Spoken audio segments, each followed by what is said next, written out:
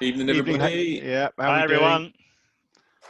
I see. Oh, I've got the Good wrong. to see I've got the David's wrong got his list. guitar ready. Yeah, absolutely. Yeah, we'll be having a.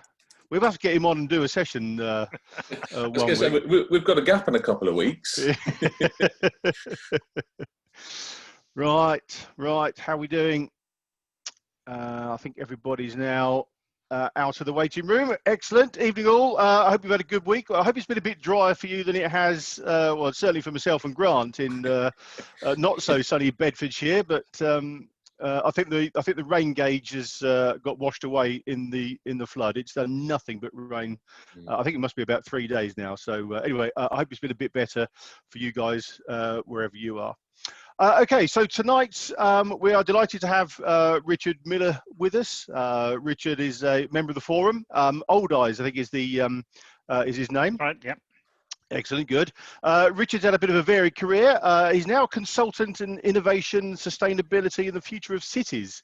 Hopefully, that also includes some light pollution planning as well, but perhaps not. Although originally he trained as a chemist and has had a long and illustrious career in research and development.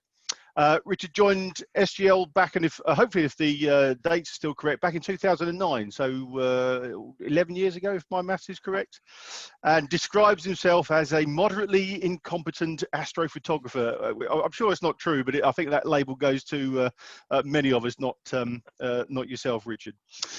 So tonight, Richard is going to take us on the tale of how we get from a Big Bang and one or two elements up to 118, 119, 118, I think it is, if I remember rightly, on today's world, and how that enables us to make up the world that we know. So, Richard, we're going to pass it over to you. Oh, just to say, we're going to record as we do normally.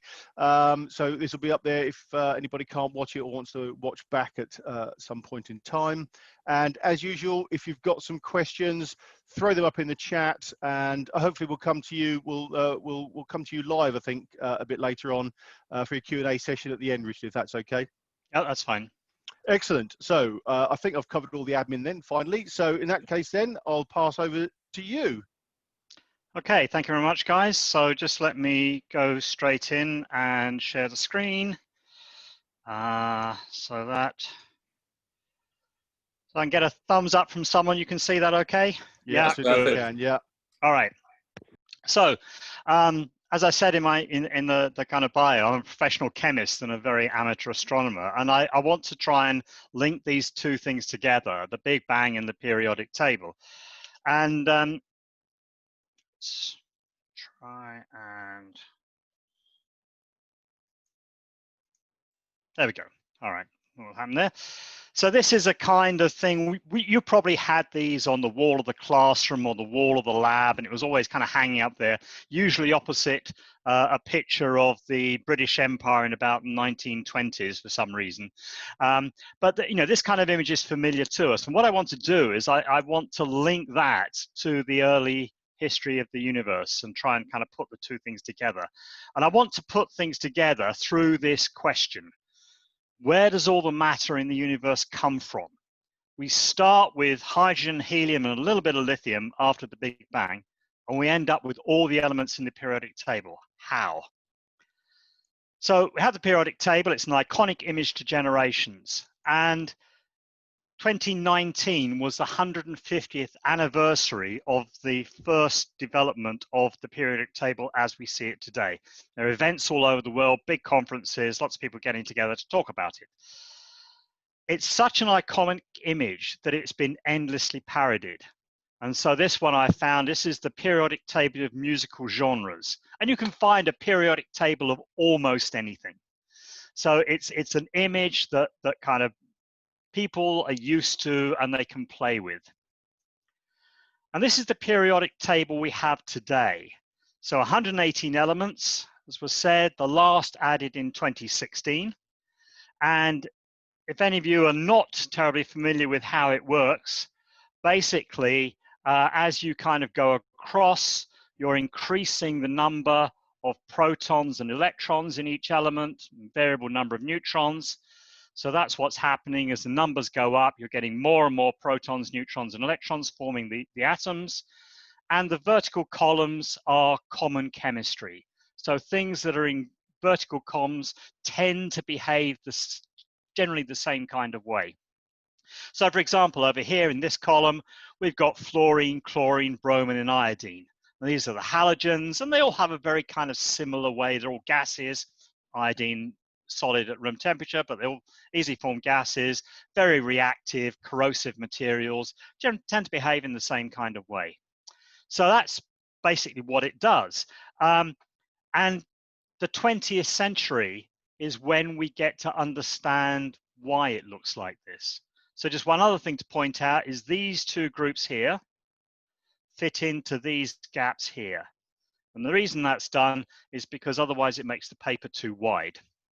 So it's basically like the Shetlands are always moved in much closer to Scotland in any map of the UK, because otherwise it's an inconvenient amount of space. So these fit in here. And this is all about the way the electrons are organized. And if anybody really wants to talk about that, we can do that later. But there is now a clear understanding of why this is the structure and why things look the way they do. But it was developed without any of that. It was developed purely by observation of how the elements worked. So the 94 elements up to plutonium are the only ones that have ever been detected in the universe. Right? All of the other ones have been created in the laboratory, and they're all highly unstable. And they're made by firing heavy nuclei at a target of a heavy metal.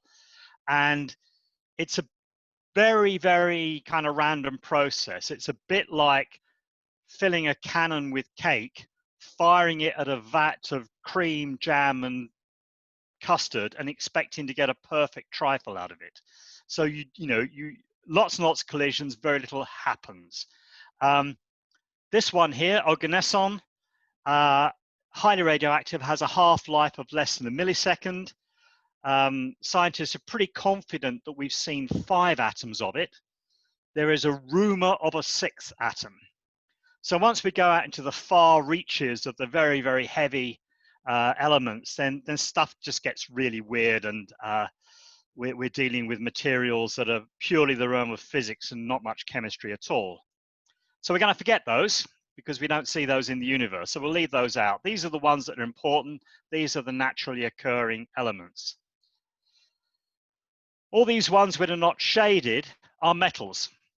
So they're typically shiny, electrical conductors, and they have weakly bound electrons. So the atoms are kind of sitting in a sort of electron soup, and that's why they're conductive. The electrons can move around very easily, and that makes them conductive.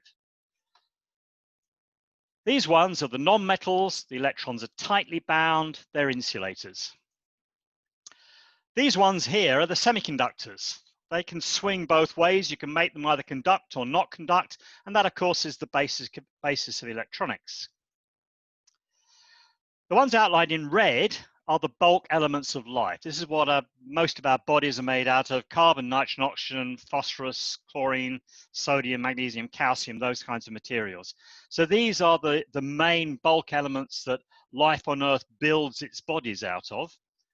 And the green ones are the trace elements, which seem to be essential. And many of them are required in very, very tiny amounts.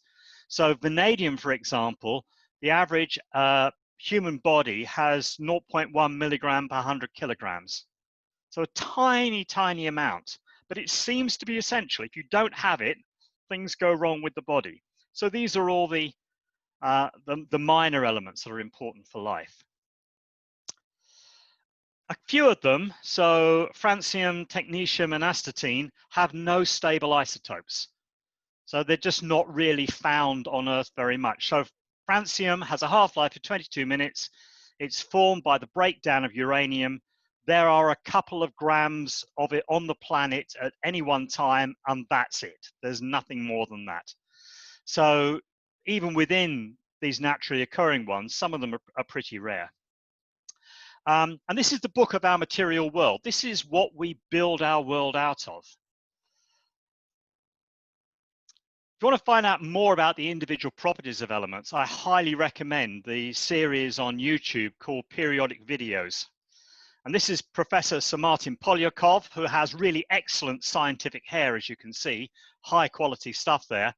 And he just done this fantastic set of videos about all the elements and the true chemist style, where possible, setting fire to things and blowing things up, because that's, let's face it, the fun part of chemistry. And we use just about all of the periodic table. 2/3 of the periodic table alone are used in mobile phones. So we make good use of all the materials that we have available to us. So what's the history of the elements? So if you don't know, elements and materials can't be broken down into anything simpler using readily available methods, such as heat, acids, solvents, electricity. These ones we knew in prehistory. They were fairly easy because they tended to be found lying about on the ground or were fairly easy to obtain from their ore. So this was kind of these were the elements that were known to the Greeks, the Egyptians, the Iron Age, the Bronze Age, that kind of thing.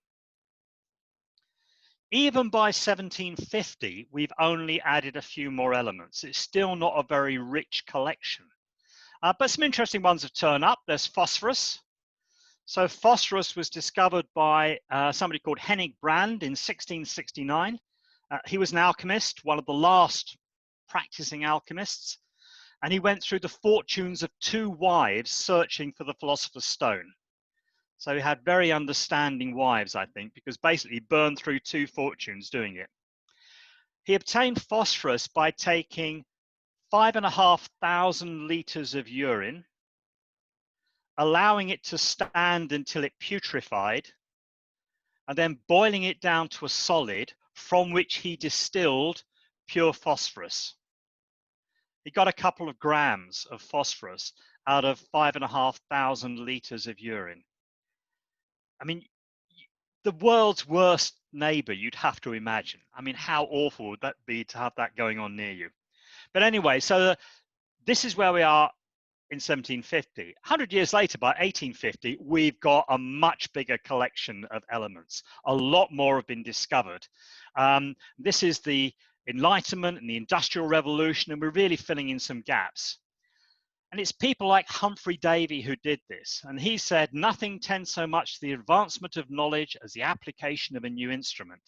And he was great at grabbing the latest techniques and just seeing what he could find.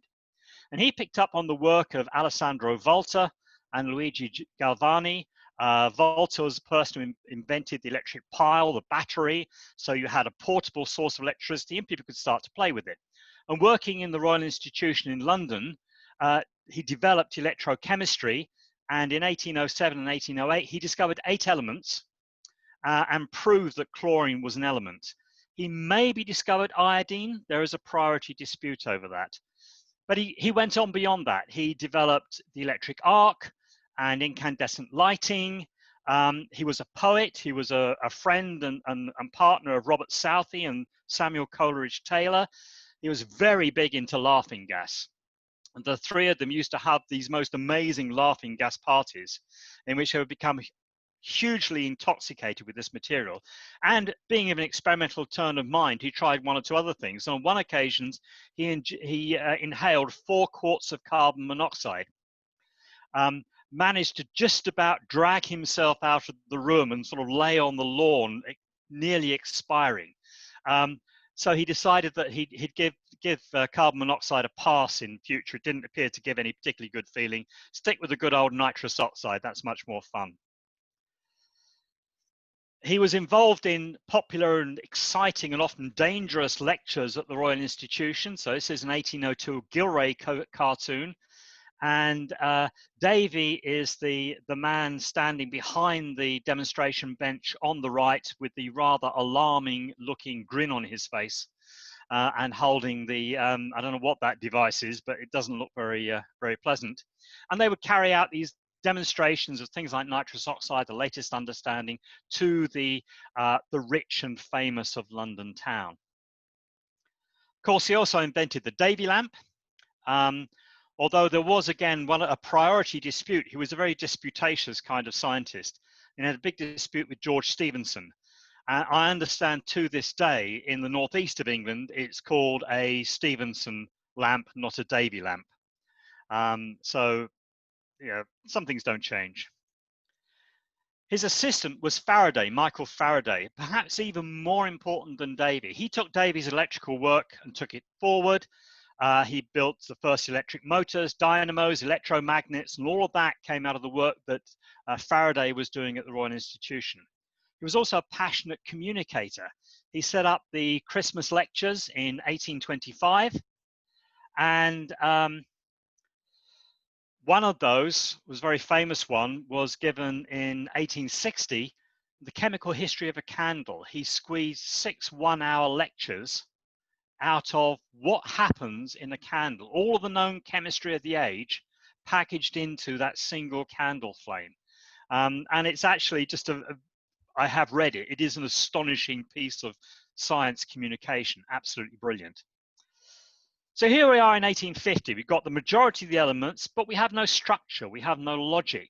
And people are trying all kinds of ways to kind of arrange the elements to help remember what properties they have and to try and make sense of them and to show the different relationships. And there are literally hundreds of different versions of how you would organize the elements. Most of them had a bit of a logic to them, but they didn't really work. They didn't really tell you what was going on. So along comes Dmitry Mendeleev. He's the professor of chemistry at St. Petersburg University. And he's trying to write a textbook for undergrads. So he needs a table, a pattern, something which can go into an image which he can use to teach chemistry to undergraduates. So like undergraduates, I used to teach medics preliminary chemistry, and they really don't want to learn it. They think they're there to study medicine. So you've got to try and make it palatable and interesting. And he was trying to find a way of doing this. And so he traveled widely, and he used to carry around a deck of cards with all the different elements on them and their properties, their melting point, their chemistry, things like that. And he would kind of deal them out in a chemical patience, trying all kinds of arrangements. And the story is that the structure that became the periodic table came to him in a dream, which I take with a grain of salt, because it seems to be any brilliant idea in chemistry always is assumed to have come to them in a vision or a dream. So I'm not quite sure I believe that one. But anyway, he came up with a structure. And this is 1869. This is the first sketch of the periodic table. And it's actually written on the back of an invitation to inspect a cheese factory. So this is original note, first kind of inklings of what was going on. And then by 1871, it's starting to look more familiar. We're starting to see those groups that go together, the logic of them, the atomic numbers, things like that. It's starting to make sense. And in particular, if you look at this bit down the side here, that's kind of, if you turn that through 90 degrees, that's kind of looks a bit like a modern periodic table. So why Mendeleev? Why not any of the others who were playing around with these ideas? The genius of Mendeleev was in prediction. He actually created a structure that had gaps in it, for elements that had not yet been discovered. So the ones in yellow here, scandium, technetium, gallium, and germanium, particularly these two, were not known at the time he created the periodic table. And he predicted that they would exist. He predicted their atomic weights. He predicted what kind of chemistry they would show. And he predicted what kind of reactions they would go through, what kind of melting point they would have, whether they would be metals, all those kinds of things. So it was a work of genius to actually spot that you could actually make the patterns work if you left gaps for these elements which had not been yet discovered. And that's why Mendeleev is seen as the father of the periodic table, the person who really cracked it. Sadly, he never gets the Nobel Prize. And the reason he never gets the Nobel Prize is because he really annoyed Svante Arrhenius, who was a Swedish chemist at the time, who was very famous, and was actually the first person to predict global warming, and said that if we actually kept pumping CO2 into the atmosphere, we would get global warming. So that was in about 1870. But he was dead set against Mendeleev for reasons we don't fully understand, and so Mendeleev never actually gets the Nobel Prize, which is a bit tragic. One last story about the elements on Earth before we get into what's happening in the universe. And this is about a small village called Utterby, I'm told by Swedes, on an island in the Stockholm archipelago, tiny little village, it has 7 elements named after it. Why? And here they are. So there's yttrium, erbium, terbium, ytterbium. At that point, they run out of syllables. So they move on to holmium, which is named after Stockholm, thurium, which is the mythical land to the north of Sweden, Ultima Thule, and gadolinium, which is named after Johann Gadolin, who was the scientist who did most of the work. So these 7 elements were found in this tiny village. And they were found in some odd rocks, a small amount, from this mine in the later 19th century. They weren't looking for metals, they were mining feldspar. So what did they need feldspar for? So if we wind the clock back to 1700, Johann Friedrich Böttger is not the prosperous burgher we see in this picture. He's an 18-year-old apothecary's apprentice. He's an alchemist. He announces he can make gold.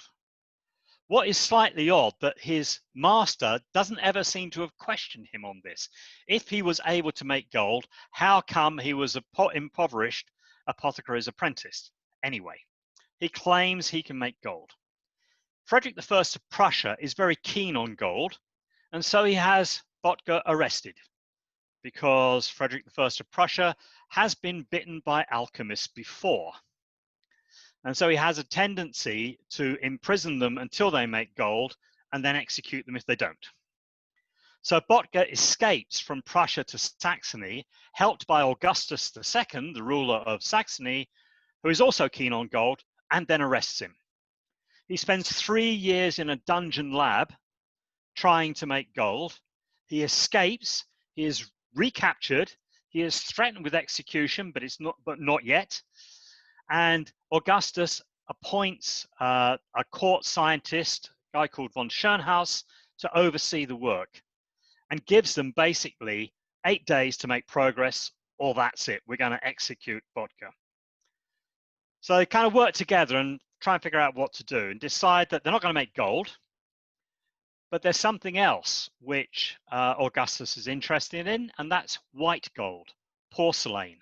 At this stage, porcelain is the monopoly of the Chinese, and it's incredibly valuable. So they rapidly set, they've got some ideas, some work's been done, they rapidly set to trying to make white gold, and they succeed. I don't think it's within the 8 days, but it's showing enough progress that Böttger is spared, and they make porcelain. And they need feldspar for that. At this point, when everyone's about to get rewarded and made into dukes and all this kind of stuff, von Schönhaus dies suddenly. And then there's some very dubious dealings with Böttger and the executor, where Böttger rushes to the house and seizes the will and all the notes. And that enables Böttger to claim to be the sole inventor of this version of porcelain. And that leads to the Meissen factory, which is started in 1813. Some of the most hideous ceramics known to history. And that, of course, leads directly to the Antiques Roadshow. So that's kind of the history of how we got the periodic table and how, by observation of what we could see on Earth, we made sense of it. But we still haven't answered the question of where does all this stuff come from? So April 1961, as a 6-year-old boy is inspired to become a spaceman, becomes obsessed. And my mother and my aunt pulled a really mean trick on me because my mother made a fairly repellent stew of minced beef, onions, and pearl barley, which I detested. And they both swore an oath to me that this was spaceman soup, and everybody knew that this is what spacemen trained on. So I've never quite forgiven them for that. But anyway, I decided to be prepared for the interview for the space program by knowing all about space. And that leads to an interest in astronomy. Now, this is in London, East End of London. London is not great. I have a very narrow view between the houses and lots of light pollution. So I got pretty good at the Summer Triangle and Orion, but that was about it. But I'm fascinated by the immensity of it all and the way things work. You know, the sun is big. it would hold 1 million Earths. If the sun was a dot on an eye on a paperback page, the Milky Way would be as big across as the Earth. I mean, that's huge. 100,000 light years side to side, 250 billion stars, the immensity of it. And, you know, looking at something like the Hubble Extreme Deep Field, I mean, that's a picture 2 arc-minutes square.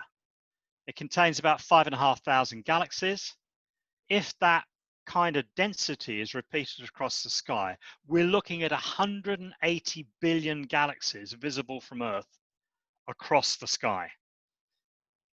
60% of those that are visible are more than 9 billion years old, and the oldest are 13.2 billion years old. So we have this immense history, and we have this immense space and structures going on within it. And some of them we're familiar with. You know, we're familiar with nebulae emitting light. We're used to seeing hydrogen emission type thing, gas clouds. We're used to galaxies, the Andromeda galaxy.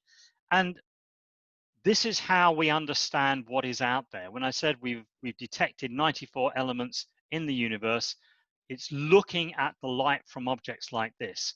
And it's basic spectroscopy. You know, we're all familiar with the sodium yellow glare, the copper green glare, and all the other colors that go on to make fireworks. Well, of course, we can look at light from any object. This is the solar spectrum, and those dark lines are specific transitions in particular atoms, and we can actually analyze what's in any particular star, any galaxy, any gas cloud. With things like the Chandra X-ray Observatory, you can do the same thing with X-rays, so we get very, very good information about what's out there. And we see all these elements. The question is, where do they come from? Because whenever we see Brian Cox standing on a peak, staring meaningfully into the distance and talking about the birth of the universe 13.8 billion years ago, all the matter and energy in the universe erupts into being, but it isn't the elements of the periodic table. That's not where we start. Now, I know we're all supposed to use the Hertzsprung-Russell diagram, but I must confess, I don't really get on with it. I find it quite difficult to understand my way around when thinking about stellar life cycles. So I think this image is actually in many ways much easier to understand. You know, is it a very small star, a low mass star, a big star? What kind of transitions can it go through? Where does it end up? Even better is this one, because this shows the recycling of material from one generation of stars to the next. And that recycling, as stars end their life and dump their material back into the interstellar gas clouds, that's essential to getting this diversity of materials in the universe. So, the Big Bang. Before 10 seconds, the physics is just weird and I don't understand it. And anyway, it doesn't really do anything in terms of creating elements. So we'll forget that.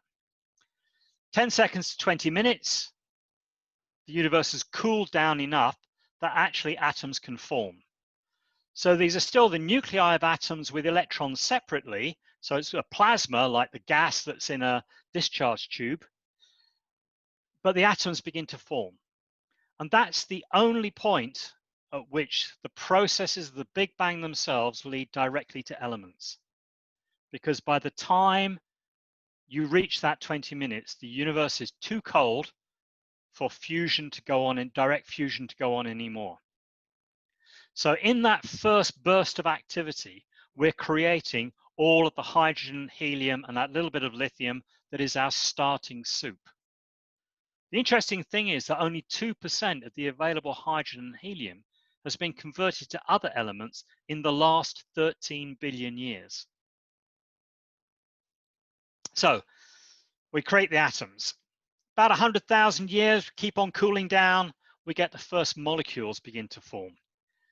370,000 years is a critical point. That's where the universe has cooled down enough that electrons and the nuclei they've been ripped from can recombine, and you get the first neutral atoms. That's called the recombination period, and that's really important in terms of understanding the universe and the history of the universe, because you can't see through a plasma. Light doesn't go through plasmas. So 370,000 years after the Big Bang is the first time that light can actually penetrate through the universe. And that's the date of the cosmic microwave background. Then you go on, 200, 500 million years thereabouts, the first stars and galaxies are forming. Some may be as early as 100 million years, but in that kind of period. And by about 1 billion years, the universe is beginning to look pretty much the way we see it today. So we have a universe filled with hydrogen and helium, and you get slow gas clouds form, slow gravitational collapse until the pressure is so great, pushes up the temperature, that hydrogen fusion ignites at about 4 million degrees. And when stars ignite, they often kind of splutter into life and you get jets from rotating stars. So this is an object called Herbig-Haro 24 in the Orion Molecular Gas Cloud, and it's showing these kind of spluttering jets as the star begins to light off. So this is the very, very early stages of a star beginning to form. And the thing about the stars in the early universe is that they tend to be big. Because the universe is still quite warm, you need more matter to overcome the kinetic energy of the gas and begin to clump together to form a protostar. So the stars are big. And the thing we know about big stars today is they don't live very long. You know, live fast, die young. That's what happens to stars. So what's going on in something about a 15 solar mass star is at 4 million degrees, we're converting hydrogen into helium. Takes about 20 million years, will be a typical period spent there. Run out of hydrogen fuel, star starts to shrink again. It's collapsing on itself under gravitational forces. That provides kinetic heating again, temperature goes up, and when we get to about 100 million degrees, helium starts to fuse, and you start to get carbon and oxygen. And that lasts a few million years. Go up again, use up most of the helium, you start to get carbon fusing at 600 million degrees, and that lasts about 1,000 years. You might have noticed that the lifespans are getting shorter and shorter. And the reason the lifespans are getting shorter and shorter is because the pressure is getting bigger and bigger, and you need more and more energy, and things have to be driven faster in order to stop the star collapsing in on itself. So the equilibrium position is burning fuel pretty fast. Goes on, oxygen can burn to silicon and sulfur, 2 billion degrees. That sequence only lasts weeks. And then silicon can burn to iron, 3 billion degrees, a period that lasts days. And so what you end up with a massive star nearing the end of its life is a star with onion layers. The core cannot fuse any further because iron is an awkward sticking point in the fusion process. It now takes more energy to fuse iron than you get given out in the fusion reaction. Hydrogen's chucking out, when it fuses, chucking out loads of energy. Yeah, helium the same. Once you get to iron, it demands energy. And so you've got this body in the center of this complex structure that is no longer putting out enough energy to kind of support the gravitational forces on top of it. And what happens now is you get a sudden core collapse. The pressure, the overpressure from the materials outside and the gravitational forces overcome the ability of the core to hold itself up. So there are two stages. The first stage, you get electron degeneracy pressure. So you just can't push the electrons close enough to each other. They don't like doing that. And that actually becomes a force that holds things up, keeps things stable. Go much more pressure than that, and the electrons will start to fuse. The temperature has gone up to hundreds of billions of degrees. The electrons start to fuse with the protons and turn into neutrons, and then you get that sudden massive collapse of the core. And when that happens, the outer layers fall in this incredibly fast process, and they actually bounce off this now neutron star core. And they're hurled out with enormous energy in a 100 billion degree explosion. And it leaves behind a neutron star, typically about 1 to 1.5 solar masses, about 20 kilometers across. That's your type 2 core collapse supernova. And of course, it's throwing all the materials that it's been synthesizing over its lifespan, being hurled out into the surroundings. So this is Cassiopeia A, seen in the Chandra X-ray Observatory. And they've actually tagged the different elements that you can see. So here, the red is silicon, the yellow is sulfur, the green is calcium, the purple is iron, and the blue around the edge is actually the blast front from the supernova. So these young early stars that formed early in the universe, they actually go through a process of sending lots of interesting material out into the gas clouds and into the rest of the universe. And that gets recycled and used again in other stars. A much smaller star, like a solar mass star, can't do that. It never gets hot enough. So it burns hydrogen to helium, 4 million degrees, about 10 billion years. Then it will start to burn helium, and that occurs at about 100 million degrees, and that takes 100 million years.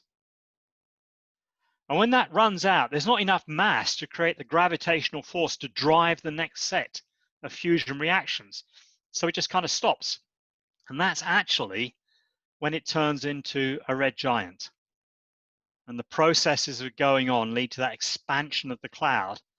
And it gradually, over time, blows off much of its mass and leaves behind a white dwarf. And the white dwarf is held up by that electron degeneracy. So this is the Cat's Eye Nebula, and it's beautiful. You can see the layers of material being blown out. Not nearly as exciting in terms of the variety of elements as you get out of a core collapse supernova, but just gently pushing out helium and some carbon and some oxygen and nitrogen out into the surroundings. It's a very gentle process. However, it can go another step. So a white dwarf can form in a binary pair with another star. It can be another white dwarf, can be a red giant, and it can pull material from its partner and add it to its own mass.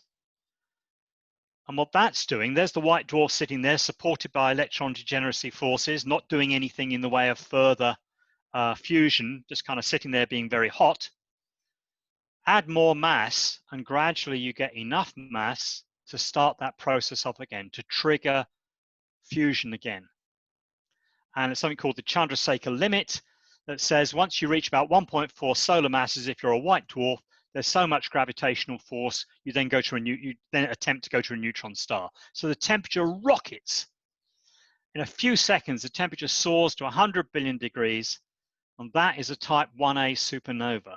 The star is completely destroyed. It's smashed to smithereens and scatters material out. So again, we're seeing the same reactions, all those production of silicon, sulfur, calcium, iron, the things you saw in the Cassiopeia A, that happens in the type 1a supernova as well.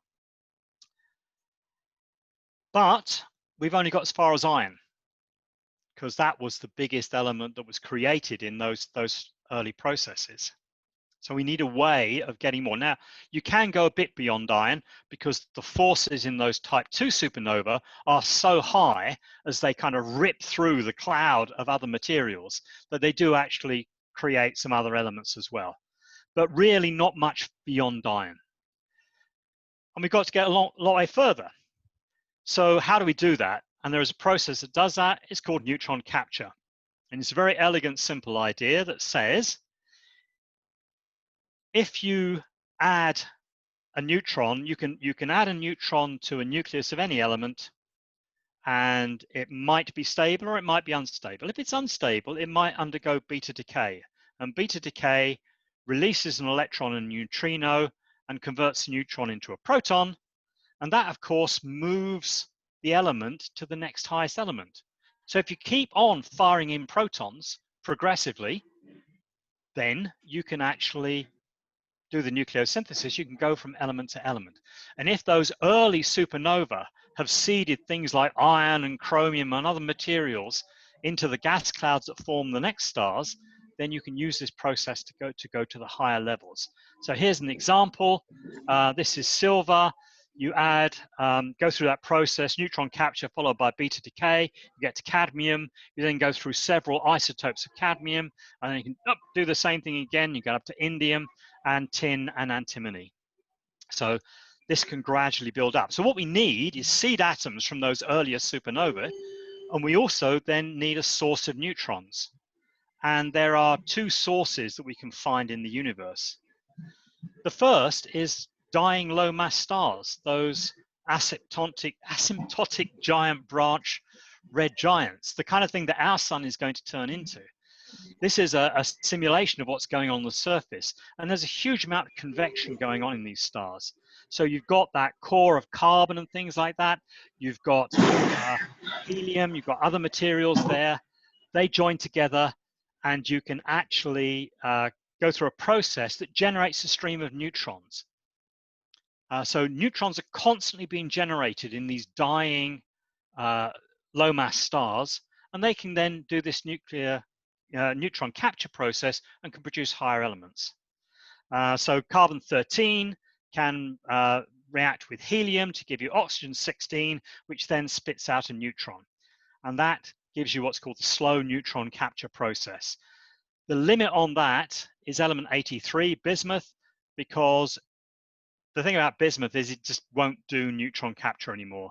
As soon as you try, it just spits out an alpha particle and drops back a couple of numbers in the periodic table and waits to be built up again. So it becomes a hard limit. So how do we get beyond that? The most wild processes imaginable. Neutron star merger, or neutron star merging with a black hole. The energy involved in this is so enormous that it rips the stars apart completely. The tidal forces rip the stars apart and create a huge number of neutron captures. And because of the explosive nature of the interaction, that material is ejected very rapidly and very fast into the surroundings. And that's what produces gravity waves. So we've only recently been observing this phenomena, but those gravity waves have now been detected. And you kind of think, that's a weird process, because this goes up, this can create elements all the way up to 250. Most of those are wildly unstable and will collapse very, very quickly. But that's how you get some of the higher atomic numbers, through this kind of process. This is called rapid neutron capture. And it sounds bizarre, because what are the chances that two supernova, core collapse supernova, type 2 supernova, happen so close to each other they can form a binary pair of neutron stars that can then orbit each other, collapse in together, merge, and create a giant explosion? But it turns out in the early universe, it was quite common, because we have all these large mass stars. So I think that's the most bizarre process, which is leading to further elements.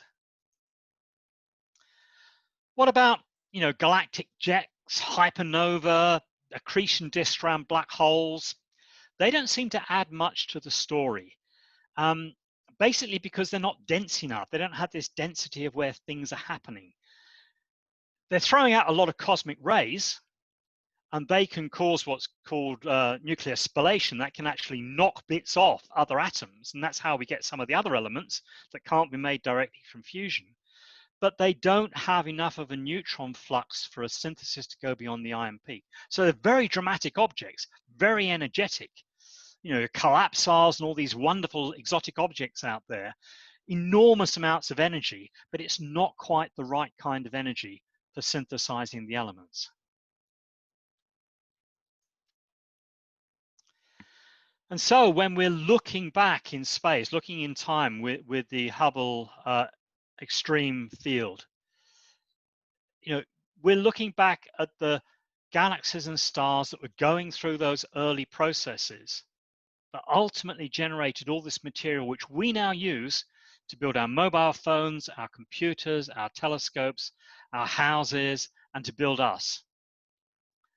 And so bringing it all together, this is the kind of best guess of where all the elements in the periodic table came from. So Big Bang fusion, that very first 10 minutes, hydrogen, helium, bit of lithium. Some of them, like beryllium, boron, come from this cosmic wave fission process where you're breaking bits off. Here we've got the massive stars exploding and exploding white dwarfs, the type 1A and type 2 supernova. This lot, so you can go beyond iron, but not by very much. And then down here, we've got these really weird processes. You've got the dying low mass stars gradually, slowly building up the elements by neutron capture. And then this wild process of merging neutron stars, generating these materials here. And then they've colored in gray the ones that are so radioactive that we haven't got anything left over from stars. We only see those in the laboratory on Earth. One of the things that I just find astonishing about this diagram is this little group here. So these are the rare earth elements, and these are critical to modern life, to modern technology. These are the materials we make LEDs out of. These are the materials we use to make our fiber optics and our lasers and our optical amplifiers. These are the materials that go into our smartphones. These are the materials that make the high performance magnets that drive our wind, that take the power from our wind turbines, that drive our electric vehicles. That means you can have a tiny loudspeaker in your mobile phone. And the bulk of these came from neutron star mergers. And I think out of the whole periodic table, that's the process that just strikes me as, wow, how did that ever happen? How likely is that? So just to finish, to quote Carl Sagan, the nitrogen in our DNA, the calcium in our teeth, the iron in our blood, the carbon in our apple pies were made in the interiors of collapsing stars. We are all made of star stuff. And for me, that's one of the most exciting things about looking out there at those objects, at those distant objects, and thinking about the processes that are going on there and their relationship to the stuff that our world is made out of. Thank you very much. Excellent, Richard. Thank you very much indeed. Very informative. Lots of information there. And I guess jumping in, I understood some of that, but I understood up to the iron piece at least, or at least I knew that before. I could never then work out what actually happened afterwards. So I've certainly learned something. So that's great. So on the chat, there's been an ongoing discussion about temperature. So I'm just looking to see where we got to.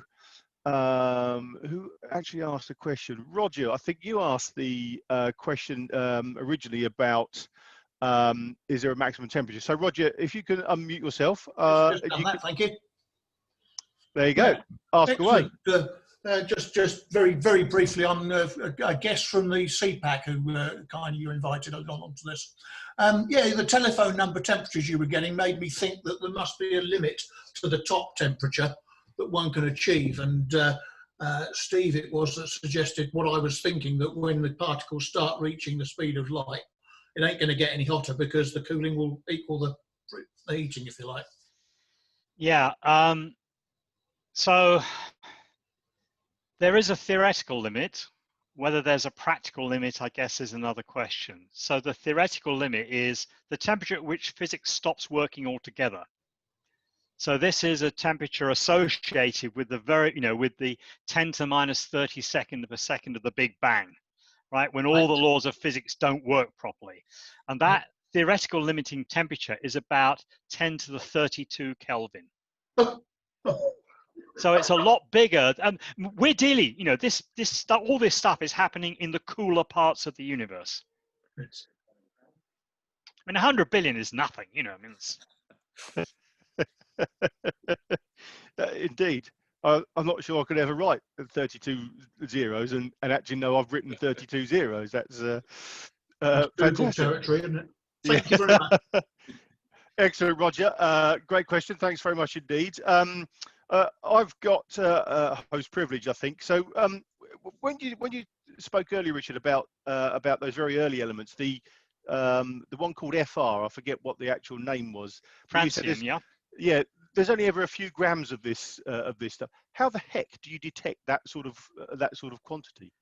Well, actually, if you take a lump of uranium, you will find a small amount of francium in it, and they do it using a mass spectrometer.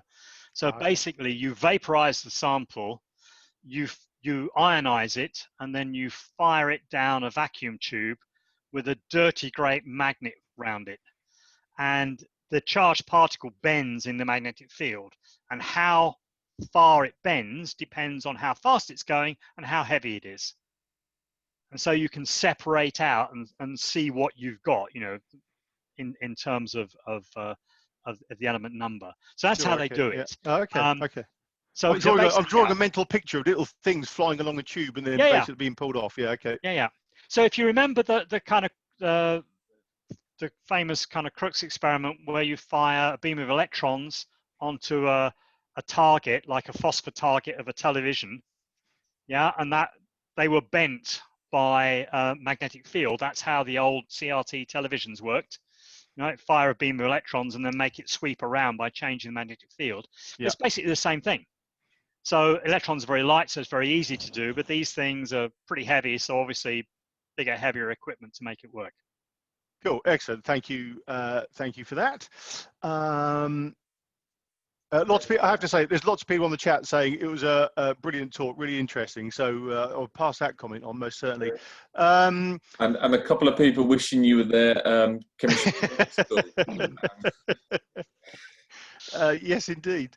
Good evening, Happy Cat. I know you don't always have a microphone, Kate. Are you able to ask your question?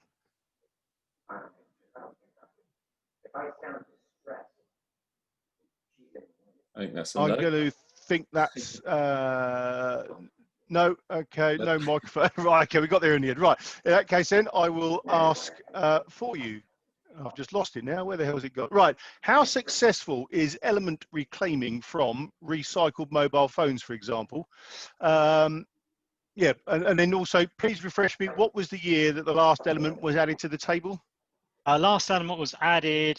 Now you got me going now, thinking 2018, I think. 2016 or 2018. Okay, I mean, the evidence has been around for some time, but it takes the International Union of Pluriapplied Chemistry some time to go, yeah, that's really there, we believe in it, and to put their imprimatur on it. Right, okay. So that was the last time anything was added. And the other question was? How successful is element reclaiming from things like mobile phones? Not very in the case of mobile phones. The problem is that the materials they really want to retrieve are not there in very much amounts. 0.1 of a gram, for example, of rare earth magnets is in a mobile phone, and there are billions of mobile phones, and so how would you get at it becomes a problem. Much more successful with things like wind turbines. So it's 500 kilograms of rare earth magnet per megawatt of output, very roughly. So it's a big lump in a big wind turbine. And so that gets carefully recycled. The boundary at the moment, the interesting boundary, appears to be hard disks. So they have these very powerful little electromagnet systems for moving the heads around. And there's enough rare earth material in there to make it worth attempting to recover from disks. So there are two approaches to doing that. One is called hydrogen crepitation, where you expose the whole hard disk to hydrogen at high pressure, and that actually breaks down the rare earth magnet into a dust, and you can literally just shake it out. So that's kind of one approach. And then the Americans have got this really sophisticated system where it has a complete database of all of the known hard disk systems, and it can do image analysis, and the hard disks go along a conveyor belt, and it lines them up, and then it can punch out precisely the place out of the whole hard disk where the material is. quite frankly, I've got more faith in the hydrogen crepitation method than I have in actually being able to keep up with all the hard disks in the world. But hard disks is kind of the boundary of where it's being done at the moment. So electric cars, yes. Electric bicycles, yes. Wind turbines, absolutely.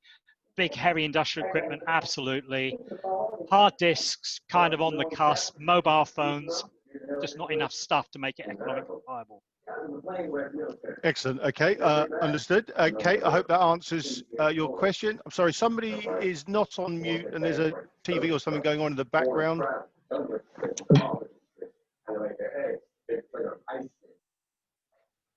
That's it.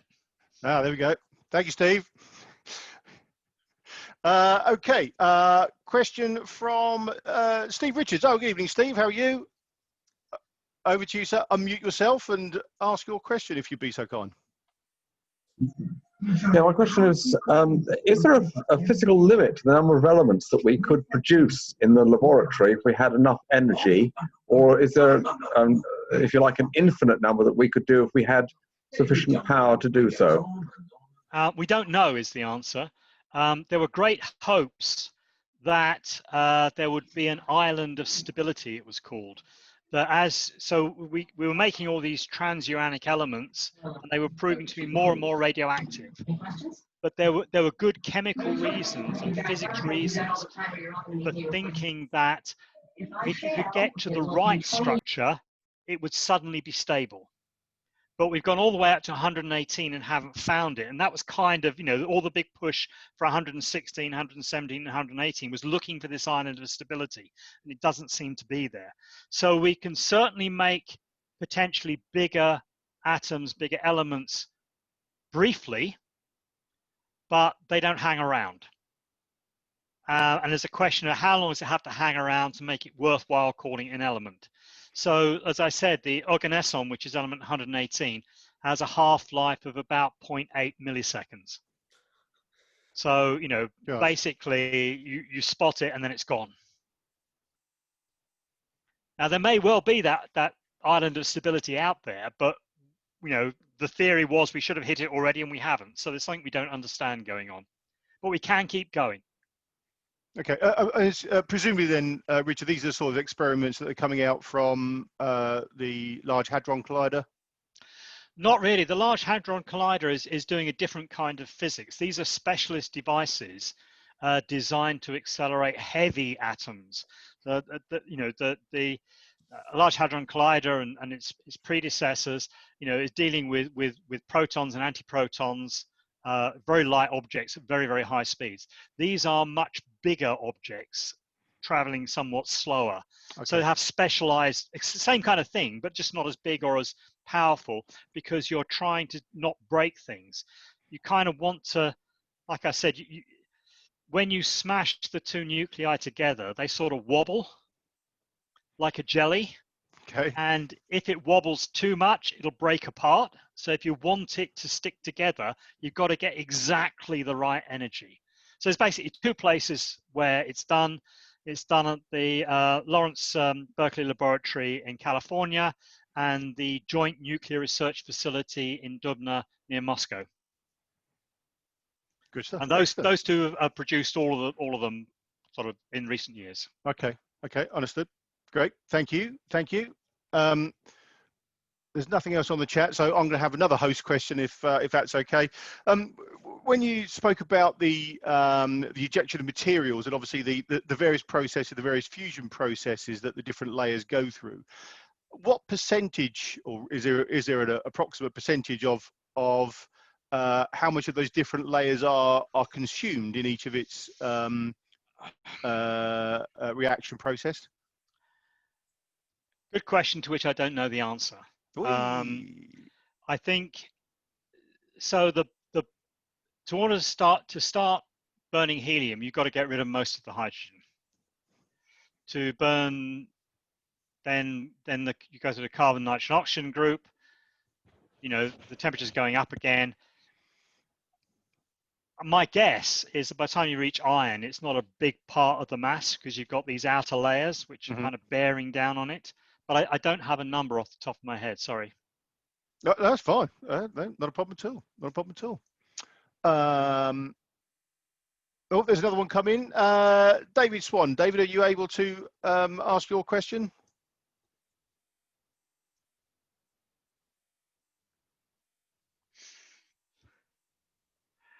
No mic. No, Mike. Okay, no worries. Okay, I can see the question. You can see the question. So I'll just read it out then, just for the purposes Yeah. of the recording. So, have we reached the point at which periodicity breaks down due to relative? Oh, for God's sake! Grant, you have a go at that one. Breaks down due to relativistic effects in the electron shells. I'm breaking these teeth in for somebody else. That's my problem. I think the answer's no. Because if you look at the last few elements which have been picked up, we only had a few atoms of them, but they did seem to behave as you would expect for elements in that period. So the periods that he's talking about, those are the vertical columns in the periodic table. And those periods are governed by how many protons and how many electrons you've got. And there are particular rules about how the electrons can be organized that give rise to the shape of the structure. And in general, I think so far, yeah, I think we're still showing periodic effects. But who knows what happens if we go even further. It's where we start getting into the weird part of chemistry and physics. Yeah. And As soon as somebody starts talking about relativistic effects in the electron shells, I'm kind of going, okay, physicist, not my field anymore. Well, yeah, we'll give you a break to research that one, and you can come back to that. I think as far as I know, organesson is kind of behaving pretty much as we would expect, but of course we don't have much chemistry to go with because we only ever had 5 atoms. So I think that, yeah, there are other reasons to believe it is behaving pretty much as you would expect. But if we could get enough of it, we could start testing whether it actually behaves like a noble gas. My gut feeling would be it might well be a bit different, but who knows? Yeah, right, Steve. we've got physicist insults coming in now.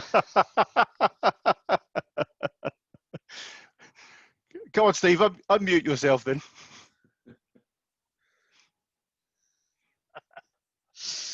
I hope shutting the door has killed the TV noise. Sorry about that. That's okay. Earlier. Yeah, I'm just making the point that chemistry is really only the physics of the outer electrons anyway.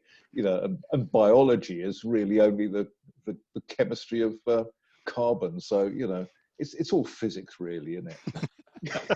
Try talking to some mathematicians sometimes, Steve, and see where it gets you. I was one. No, but yes, I mean, you know, that for me is the interesting part, is the blending of physics and chemistry, because once you've got the elements, the things you do with them don't really involve all these wonderful things that are happening in the nuclei and these brilliant processes. But it's just fascinating to me how they get there. So we can play and do chemistry things with them. And the answer to the next question from Kate is, no, the Hadron Collider doesn't get used for this kind of experiment, because it's just doing the wrong sort of thing. Yeah, with specialist laboratories, specialist equipment using what look like miniature Large Hadron Colliders, very much smaller, and it's all about smashing together these very wobbly large nuclei in a way that they don't immediately fall apart again. Excellent. There was if I can just answer a question I saw earlier on, which may have been me not being clear. Somebody asked the question, how could you have molecules form before atoms? And the point is that before that 370 kiloyear after the Big Bang point at which you get recombination, there are atoms, but they're ionized, right? So their electrons have been stripped off. So you can actually form molecular structures between 2 dissimilar nuclei even before you've got neutral atoms. But that's the key thing. Once you've got the neutral atoms, the kind of processes that I'm interested in, start to dominate and so matter starts to become the dominant material rather than particles Thank you very flying much. around. Does that help, Roger? Is that okay? Yes, absolutely. Thank you very much indeed. Not a problem. Not a problem. And I think then in that case, there are no other questions that are coming via the chat. So I think I think let Richard go have a drink after that. Yeah, absolutely, That was, absolutely brilliant. That was superb. That was so entertaining, Richard. I really, really enjoyed that. I've definitely learned some. So I've made notes as I've been going through. So which doesn't happen very often, I have to say. But thanks very much. It's just fascinating to see a different view of it all as well, and a different way of looking at the night sky. It's really, really entertaining. Thank you very much, Richard. Yeah, I mean, when you're looking at the Orion Nebula, looking at the trapezium area, and you're thinking, oh, it's a stellar nursery, and thinking, okay, so the stuff in there came from a whole bunch of supernova earlier on in the life of the universe, and it's coming together, and there's actually new materials being synthesized right now. So the whole composition of the universe will carry on changing until we reach the point where things have cooled down so much and separated so much that we don't get star formation anymore. While there are stars being formed, we will keep on creating more of these heavier and more complex and rich elements. That's awesome. Well, indeed, yeah. And I think also the infectious, the way you talk about it as well, Richard. I think that's absolutely, yeah. Sorry, passion. Nothing I can do about that. No. The other really interesting point was we've only, if I've got this right, we've only used up 2% of the hydrogen and helium that's available anyway. So there's still a fair bit to go at. Absolutely. Grant, before we disappear, what's on next week's agenda? Well, we've got that heckler Steve Tonkin next week. Steve's joining us again. Thank you, Steve, and he's going to be talking about binoculars this time. So he's doing his 2 eyes are better than one, choosing and using binoculars for deep sky observation talk for us next week, which I think will be really interesting. And kind of now the night skies are drawing in as well. Should be some nice objects for us to get some binoculars out and have a look at. We look forward to that one. We certainly will. Look forward to seeing you again next week then, Steve. So all that remains for me to say then is, Richard, again, thank you very much indeed.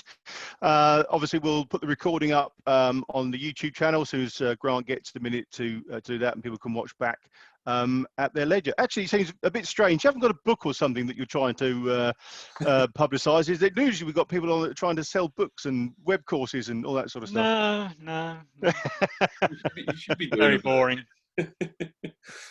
Yeah, absolutely.